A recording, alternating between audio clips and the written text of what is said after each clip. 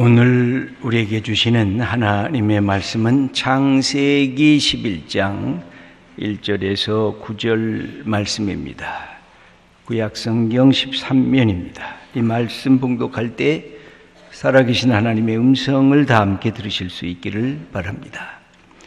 온 땅의 언어가 하나요 말이 하나였더라. 이에 그들이 동방으로 옮기다가 신할 평지를 만나 거기 거류하며 서로 말하되 자 벽돌을 만들어 견고히 굽지 하고 이에 벽돌로 돌을 대신하며 역청으로 진흙을 대신하고 또 말하되 자 성읍과 탑을 건설하여 그 탑 꼭대기를 하늘에 닿게 하여 우리 이름을 내고 온 지면에 흩어짐을 면하자 하였더니 여호와께서 사람들이 건설하는 그 성읍과 탑을 버리고 내려오셨더라. 여호와께서 이르시되 이 무리가 한 족속이요 언어도 하나이므로 이같이 시작하였으니 이후로는 그 하고자 하는 일을 막을 수 없으리로다. 자 우리가 내려가서 거기서 그들의 언어를 혼잡하게 하여 그들이 서로 알아듣지 못하게 하자 하시고 여호와께서 거기서 그들을 온 지면에 흩으셨으므로 그들이 그 도시를 건설하기를 그쳤더라. 그러므로 그 이름을 바벨이라 하니 이는 여호와께서 거기서 온 땅의 언어를 혼잡하게 하셨음이니라. 여호와께서 거기서 그들을 온 지면에 흩으셨더라. 아멘. 지난 2월에 평창 동계올림픽이 열렸습니다. 대한민국이 개최한 첫 번째 동계올림픽이었습니다. 평창이라고 하는 이 두 문자 P와 C를 따서 Passion, Connected, 열정과 연결되어 있다고 하는 이 두 말을 따서 하나 된 열정이라고 하는 슬로건을 내걸었습니다. 세계인들의 아주 풍성한 스포츠 잔치가 된 것을 우리가 또 보고 경험했습니다. 참가 선수들에게 있어서 마음의 소원들이 있습니다. 더 빨리, 더 높이, 더 멀리입니다. 스키나 스케이팅, 또 밥슬레이, 또 스켈레톤이라고 하는 종목은 0.001초 차이로 승부를 가르고 있습니다. 스키 점프는 누가 10cm, 1cm 더 높이 뛰어 멀리 날아오르는가에 대해 관심이 있습니다. 더 빨리, 더 높이, 더 멀리를 표방하고 있는 올림픽의 이 정신은 인류의 진보와 성숙을 지향한다고 하는 의미를 담고 있습니다. 이는 인간의 끝없는 도전 정신이기도 합니다. 여러분, 누가 이런 태도와 마음을 문제 삼을 수가 있겠습니까? 누가 잘못 뛰었다고 지적할 수가 있겠습니까? 사회 각 분야에서도 이런 최대의 목표가 우리의 삶의 내용인 것을 우리도 고백하지 않을 수가 없습니다. 인간 사회가 발전해온 이 모든 뒷면에는 이런 최고를 향한 경쟁적인 목표가 있었던 것을 우리는 다 알고 있습니다. 그래서 세상 사람들은 이것을 성공이라고 하는 말로 대치시킵니다. 돈과 재물을 많이 벌어서 부자가 된 사람을 향해 당신 참 성공했네. 사회에서 높은 지위와 명망을 얻게 되면 당신의 삶도 성공이네. 자신의 분야에서 으뜸이 되는 전문성을 획득해도 자네는 성공한 인생이야. 정치적인 권력을 쟁취한 사람들에게도 당신은 성공했소 하고 그렇게 말을 합니다. 사람들이 부러워하는 대상이 될 때에 자기 자신도 내가 성공한 인물이구나 그렇게 스스로 자랑스럽게 여깁니다. 그래서 누구나 성공적인 삶에 대해서 희망을 품고 있습니다. 왜 그렇습니까? 성공에는 돈과 명예와 권력이 함께 따라오기 때문에 그렇습니다. 오늘의 바벨탑은 그러면 뭘까요? 그렇다면 이런 성공이, 이런 새로운 세계에 대한 추구와 도전이 바벨탑 무너지는 것처럼 다 무의미하고 가치가 없는 것이라고 우리는 평가절하해야 하는 것일까요?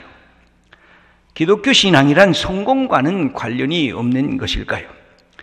신앙인들도 사회 속에 들어가서 경쟁의 치열한 과정을 겪고 있습니다.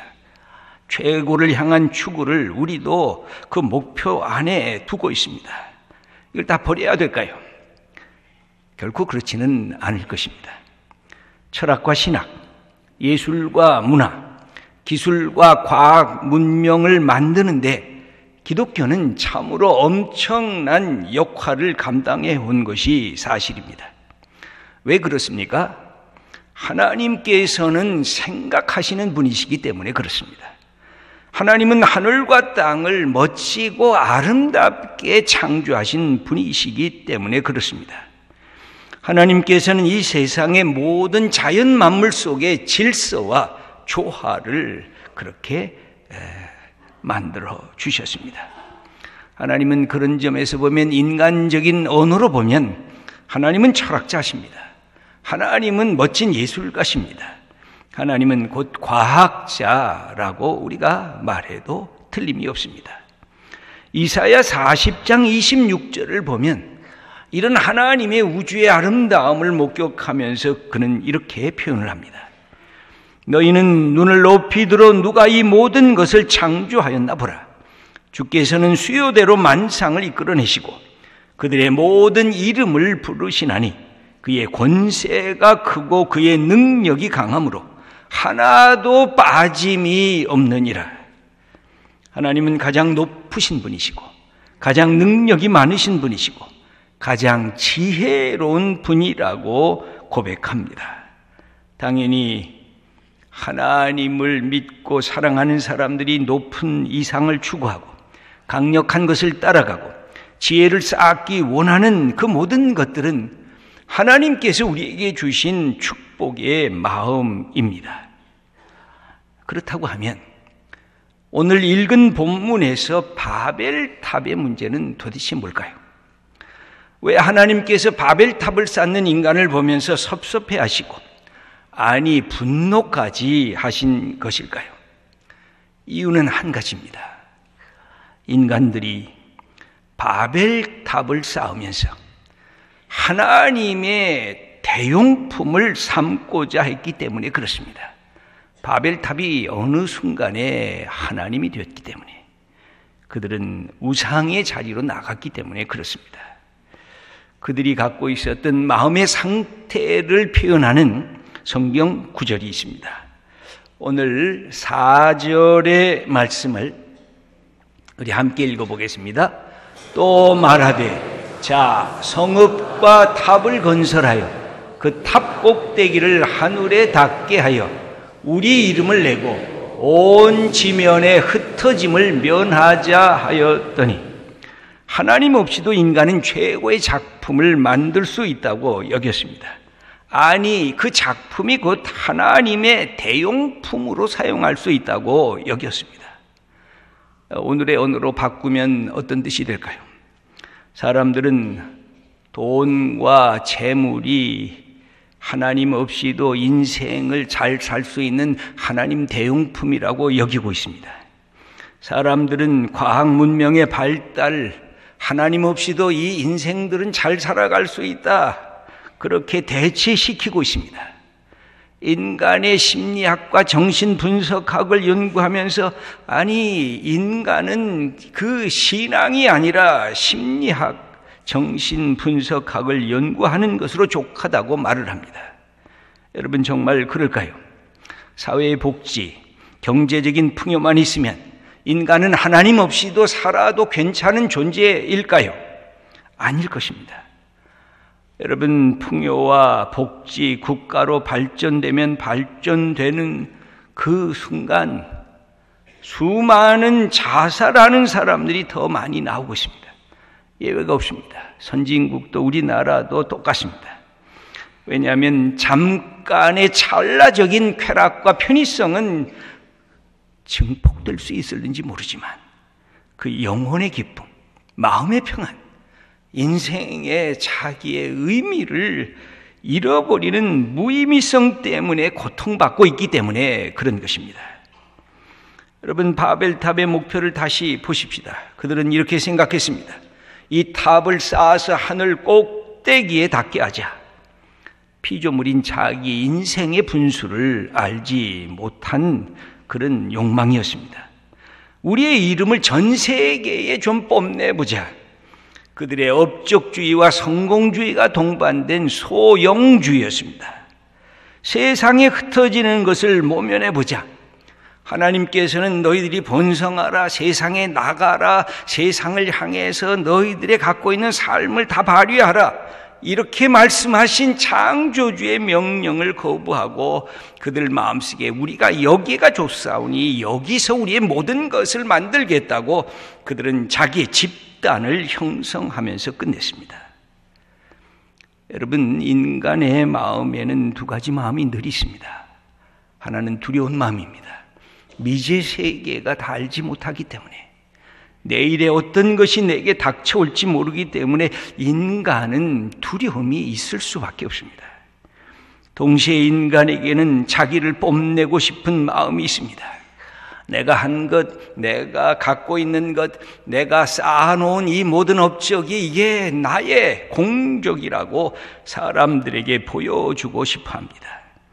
그래서 이것을 위해서 때로는 함께 집단을 형성합니다. 여기 보면 그들이 모든 마음을 합했다고 그렇게 되어져 있는데, 인간은 개인이 아니라 집단을 이루어서 하나님을 대항하려 할 때가 참으로 많습니다. 인간의 개인적으로 사람을 만나면 참 착합니다. 선합니다. 그런데 어느덧 무언가 집단을 이루면 참으로 가혹한 행동도 망설이질 않습니다. 양심의 가책도 사라집니다. 그러면서 악을 행하면서도 인간이 뻔뻔해지는 경우를 우리는 수없이 경험하고 있습니다. 사람이 혼자서 악마가 되려면 엄청난 결단과 결심을 해야 됩니다. 그런데 집단 속으로 들어가면 그냥 악한 마음, 작은 불씨 하나만 있어도 그 속에 집단적으로 거짓과 미움과 분노와 저주를 퍼붓는 그 사탄의 종이 될 때가 얼마나 많은지 모릅니다. 그래서 우리가 늘 하나 되는 것을 강조할 때마다, 때로 단결을 강조할 때마다 우리가 갖고 있는 것이 서로 합해져야 한다는 것을 외치면 외칠수록 인간 개인이 갖고 있는 다양성과 개별성을 동시에 강조하지 않으면 공동체가 되는 것이 아니라 획일적인 집단화가 되는 위험에 부딪히게 됩니다. 그러면 문제를 야기시킵니다. 누군가 권력을 혼자 독점을 합니다. 그리고 폐쇄적이 됩니다. 그리고 다른 사람의 말에 귀를 기울이질 않습니다. 모든 문을 잡아 닫아 다 겁니다. 이렇게 잘못된 길로 가면 누구도 멈출 수가 없습니다. 그게 돈의 힘, 그게 권력의 힘이 될 때는 더더구나 위험한 것입니다. 20세기에 일어났던 독일의 나치 정권이 그랬습니다. 히틀러가 등장했을 때 영웅이라 그랬습니다. 메시아라 그랬습니다. 그런데 서서히 20세기의 가장 악한 지도자, 수많은 사람들을 죽이고 세계 제2차 대전을 일으킨 그런 장본인이 되었던 것을 우리는 알고 있습니다. 막스 레닌이 프롤레타리아 혁명을 얘기를 하면서 가난한 자들에 대한 그 관심을 갖고 출발을 했지만 더 첩첩이 계급사회를 만들었고 수많은 사람들을 배척했고 숙청하면서 사람들을 죽였던 역사를, 공산주의 운동을 우리는 알고 있습니다. 지금의 독재자들도 마찬가지입니다. 여러분, 억압적인 획일성, 인간의 자유와 다양성을 말살시키는 것입니다. 여러분, 이 바벨탑을 쌓은 사람들의 심리 상태가 그러했습니다. 그들은 어떤 모습을 지니고 있었을까요? 일종의 세속적인 소영웅주의를 지향했습니다. 더 큰 것, 더 많은 것을 향하여 우리가 나아가겠다는 것입니다. 소위 인간의 개걸스러운 소영웅주의는 무엇인가 자기를 과시하고픈 업적주의에 붙잡혀 매여 있습니다. 성공을 지향했던 많은 사람들이 나중에 고백하는 것이 있습니다. 나는 그때 눈앞에 일밖에 안 보였다고, 나는 그 앞에 성취해서 얼마나 업적을 내가 많이 내는 사람인가? 그래서 사람들이 나를 얼마나 칭찬하고 인기를 얻고자 하는가? 자기의 소영웅주의에 빠져서 그렇게 내 인생이 추락하고 있었다고 이야기를 하는 것입니다. 여러분, 우리가 열심히 일하십니까? 우리가 갖고 있는 목적을 향해서 달려가고 있습니까? 그런데 우리가 물어야 될 것이 있습니다. 도대체 무엇을 위한 성취고 무엇을 향한 우리의 목적을 갖고 일을 하는 것입니까? 여러분, 우리 시대에는 이 소영웅주의가 판을 치고 있습니다. 세속적인 성공주의, 업적주의, 그래서 사회 전반에서 이것이 나타나지고 있습니다. 정치도 그렇습니다.